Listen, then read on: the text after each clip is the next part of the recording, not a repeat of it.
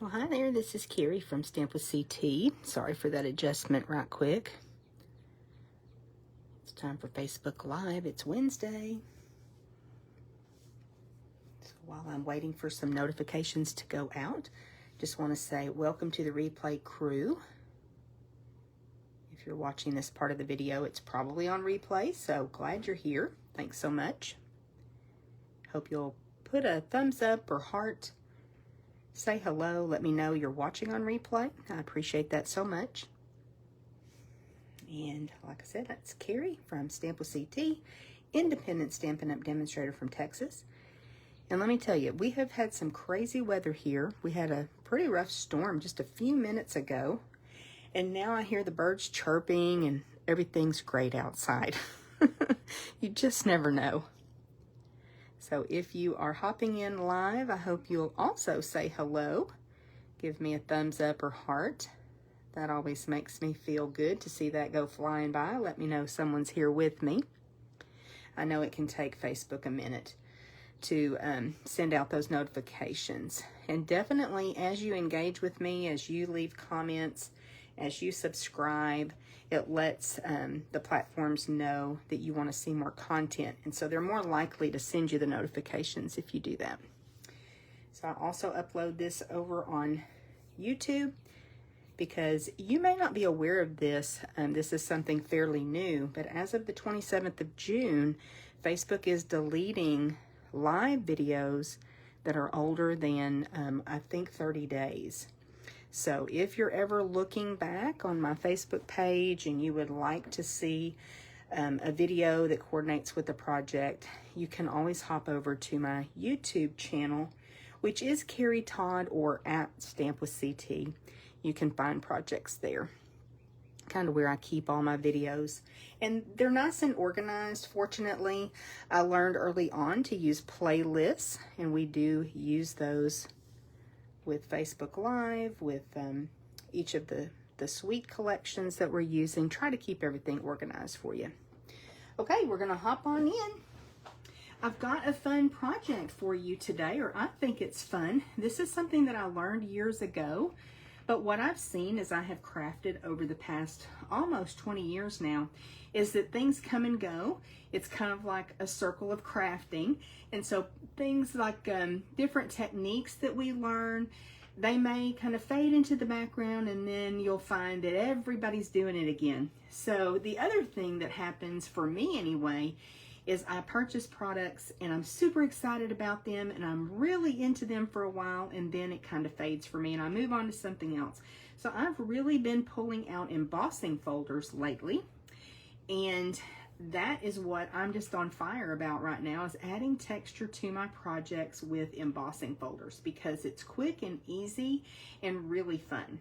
So let me show you the project first. Now this is just a sample. It's not exactly the one we're making today, but this is using the Impressions of Bloom Designer Series paper, just some small pieces I punched out using the 2 3/8 inch circle punch and adhered that to a piece of cloud cover cardstock, and then attach that to a Secret C card base.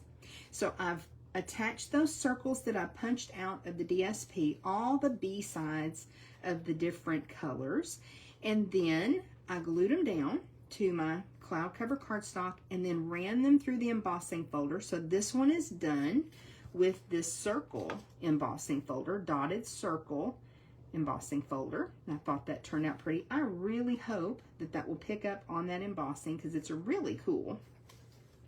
And then let me show you another one that's very similar with the same papers, the B side, and this time I used the eyelet embossing folder.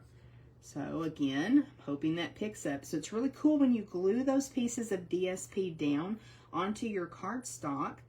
It just kind of presses that in, and it just makes the prettiest background when you do that. Now I use this eyelet embossing folder again, and this is the card we're actually going to recreate today. And again, it's another one of the patterns, the A and B side, but I thought that was very pretty, using the floral pattern a little bit more. and it turned out really pretty too. So here I have Blackberry Bliss cardstock, I have Fresh Freesia, and then I have the green and kind of purples from that pretty DSP, that Impressions of Bloom. So I'm going to teach you how to do this. It's so much fun, y'all. Put that aside, and I'll show you a couple of the different things we're using. Now, I typically do not use items that have retired, but I love the Happy Birthday sentiment from Translucent Floral, and I think that this stamp set has actually retired now. The dies are still available in my online store, but this has been a fun set to use. It's one of those distinctive stamps that has all the texture and shading built into the stamp. But I'm going to go ahead and use this Happy Birthday. I know you guys have a lot of Happy Birthday sentiments, thank you sentiments. If you want to recreate a card like this, you can really use any sentiment that you have. Even a nice long strip sentiment will work on a card like this too. And you know, if I'm going to make a card, and I will use these stylish shapes dies. So I punched out the circles that you see in the background, but then for my sentiment, I went ahead and used the stylish shapes, the circles. You could use dies to cut out your shapes that you're going to glue down. You can really use any shape that you want to as well. So that's fun. I have also torn the paper, just torn strips of paper and glued them down and run it through an embossing folder, and that has worked out well too. So let's pull in some supplies that we're going to need. I've got Blackberry Bliss ink and then my Happy Birthday sentiment. And then I do have a piece of Blackberry Bliss cardstock. Such a pretty deep purple. And it is 8.5 by 5.5. I've scored it at 4 1/4. So we're just going to fold that over and burnish it with our bone folder. Now, I love burnishing because I want my card to lay nice and flat. That's why I do that. And then I've got a couple pieces of Fresh Freesia cardstock, and they're 5 1/4 by 4 inches. Let me make sure that they both are. They are. So one of them I'm going to put on the inside. Now, if you've crafted with me very much, you know that I feel like putting an inside panel finishes off the card. With Blackberry Bliss, you would not be able to read any writing that was on there. You need something on the inside of the card, I feel like, and I thought it's really fun to use a colored cardstock to do that. So we're going to go ahead with our Fresh Freesia. Oops, I just got a brand new glue out. Didn't have the lid off yet. So we will add this piece on the inside. And while I'm at it, I will tell you guys, I've gotten a couple questions. We've been doing a lot of reels lately, and they've been super popular.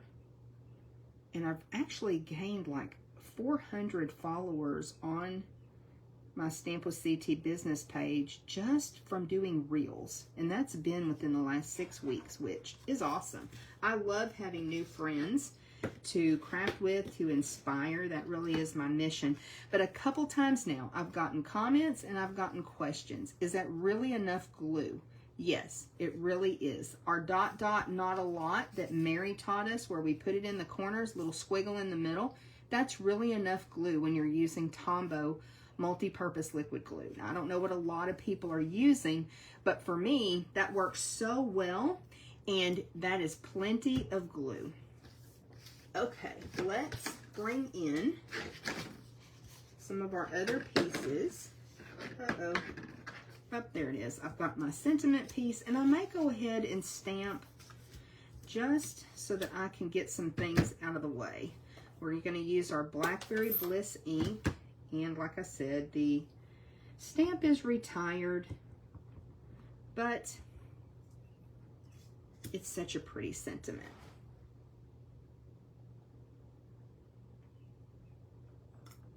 So my Happy Birthday, I got over to the edge just a little bit, but it's going to be okay. And I will close up this ink pad so I don't make a mess. I've got my other stuff on my chamois. I'm going to set these aside for now, and we'll come back to that. I just wanted to get that stamping done and out of the way. Okay, I had one circle left from when I was punching earlier, but we do need to punch out about 4 circles. And this is just, you know, some strips of DSP that I had. You can really use any designer series paper. I may not have gotten a full punch on that first one. What I've found is, yeah, I kind of messed this one up, but that's okay. I'm going to set him aside because I can use it on the end. You'll see what I mean in a minute. Didn't get that in the punch really good.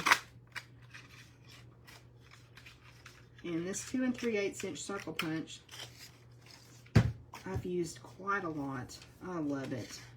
I didn't specifically look to see if it's still available, but I think it is. Okay, so we've got our circles punched, and this guy we'll use on the edge.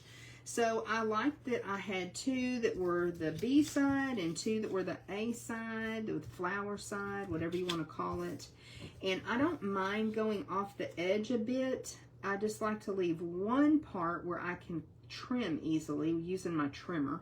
So I'll show you that in just a minute. So I'm just going to put a little glue down here, and I'm going to put on my first piece of the green stripe. And it is coming off the edge of this 5 1/4 by 4 inch piece of fresh freesia a little bit. Not a lot, but a little bit. Maybe you should bring it off a little bit more. I don't want to get glue everywhere, but okay. And then I think I'll put another one, maybe kind of right there. I want to be able to get a pretty full piece of the floral in there. And I don't usually overlap the circles. Okay, so let's go right about here. And I just find that I do better if I put my glue on my cardstock versus on my circle. Now, I want to have the stripes going a little bit different way this time.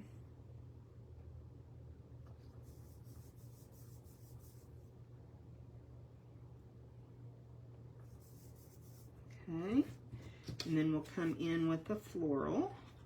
And this time I know I've got a little bit more real estate here.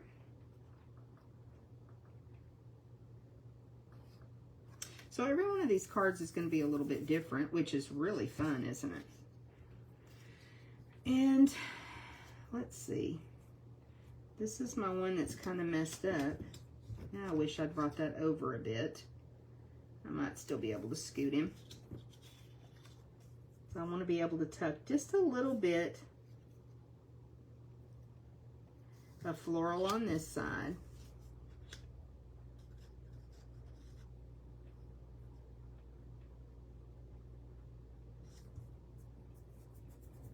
So see, it didn't matter that I messed that circle up.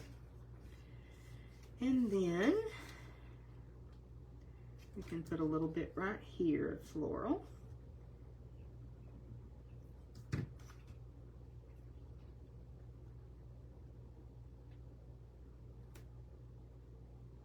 And when I cut it, I may come to this other side and put some here too. We'll see. All right, I'm gonna let that dry for just a second. I'm gonna bring in my trimmer. And this is just how I like to do it. You could also use your snips to trim that off.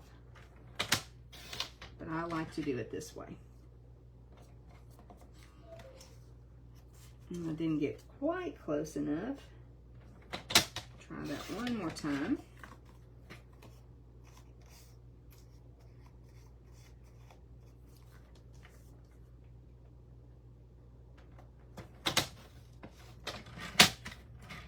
Sorry, didn't mean to be so loud.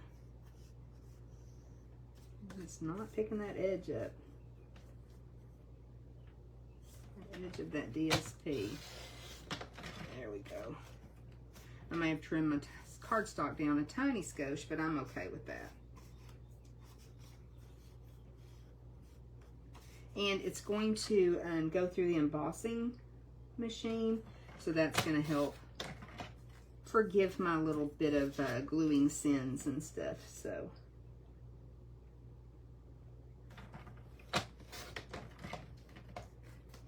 I just like to trim it down like that. Okay. And I need to try to decide if I want to try to add any more or not. I kind of got it, all the flowers on one side, all the green on the other side. I think we're going to be okay because I may go ahead and just add my sentiment down here. So I think I'm going to leave it alone. But my point is, if you have these pieces left over and you want to add some more in, you can. I'm just going to put all of those over to the side though. Okay, now let's grab our embossing folder. Just kind of move things out of the way. And again, this one is the eyelet embossing folder. And it's one that I've had for a while and I just love it. I'm going to bring in my Stampin' Cut and Emboss machine. First, we'll go ahead and put our piece of cardstock inside here. And you do have a line up here at the top by the Stampin' Up logo. May have to trim that a little bit more. That helps you line it up. I put a label on the front of mine just because that's what I like to do, but your Stampin' Up is always the top of your embossing folder. That Stampin' Up logo. So I'll bring in the Stampin' Cut and Emboss machine. I'm going to put my platform on, and then I'm going to put my embossing folder on, and I will have the folded edge go in first so that when it puts the pressure on the folder, that edge that's kind of doubled up and folded over can take that pressure. And then I've got my gray specialty plate, and that way I can crank this through. And I really like to go through both ways, forward and then back, just to make sure it puts a really good impression into my cardstock. Let me bring this back out of the way. And then when we take it out, this is where the magic really happens, isn't it? It gives it such pretty texture and really makes that look like it's all one piece. It's so fun. So now I'm going to look again to see if I need to trim anything. I really think that this little edge will be okay. Okay, so let's bring in our card front. And again, the way that we did this, I think we'll go ahead and put our greeting down here. So we're going to be good as far as positioning. I do want to check and make sure that all of my circles have enough adhesive. You know, I was just kind of tacking them down so that I could run them through. I didn't want a lot of glue so that it squished out when I ran it through the Stampin' Cut and Emboss machine. So now would be the time to add a little bit more glue if I needed to, but we're good. We're going to go ahead and put this on the front of our card, on the base. And I'll bring that other one in. Let me bring this a little closer so I can see if I'm getting pretty good borders. Isn't that just so pretty, y'all?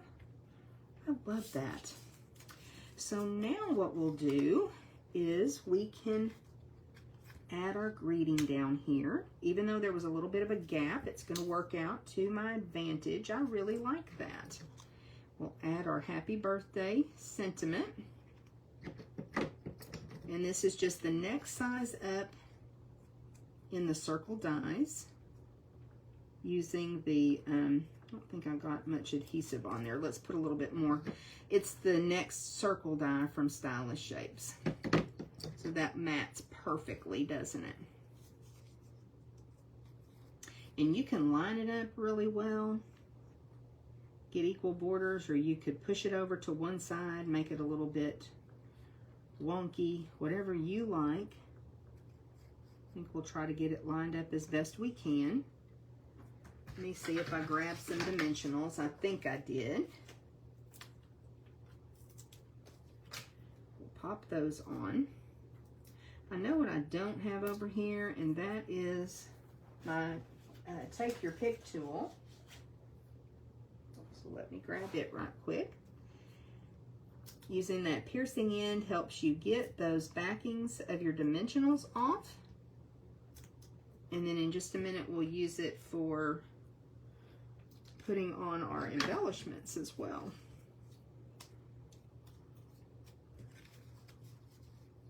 So we'll add this down here. You know, depending on where you position everything, you may put your sentiment in a different place. I'll bring those other cards back in that I actually added the sentiments up near the top. Now these are some strawberry slush, I think that's what they're called, strawberry slush and pretty in pink or petal pink, pretty in pink embellishments that are really gorgeous, nice and sparkly. And so I added the ones that look almost clear down at the bottom for this one because got a lot of purples going on, but not a lot of pinks. So we'll take the clear ones just to add a little bit of shine. Put about 3 on there. But you do you. If you like more embellishments, then put more embellishments on there, but that's what I'm going to add to mine. And then with my sample, I also use some really pretty ribbon. This is the gold mesh ribbon, and it did carry over. I was excited about that. Gonna tie a quick bow. We've had a lot of fun. We had this ribbon in silver a couple years ago with a Halloween suite. I remember it because we kind of pulled it apart and tore it and made it look spooky. That kind of stood out to me. And then I was really excited when I saw that we had it in gold. And it's been really, really pretty. Can't really pull the gold apart and make it look spooky though. I've got a little quick bow here. We'll bring in some glue dots. And with our glue dots, we want to bring the bow directly to the glue dot. A lot of times I'll put 2. So once you touch those glue dots, the adhesive gets warmed up and then it gets kind of sticky. Put that bow right about there. Thought that was a pretty touch with this card. And then let me grab those other ones again, or at least one. I don't know what I did with one of them. Oh, there it is. So there's the one we created together. And then these were my other samples, just kind of playing around, a little bit different vibe to those. Well, I hope you'll give this technique a try. I'm not sure exactly what it's called, but you know, just using your embossing folder to help you make a really pretty and cute background. All right, guys, that's it for today. I'll be back next Wednesday. Hopefully we can inspire you to create once again. I appreciate you being here, and I'll talk to you soon.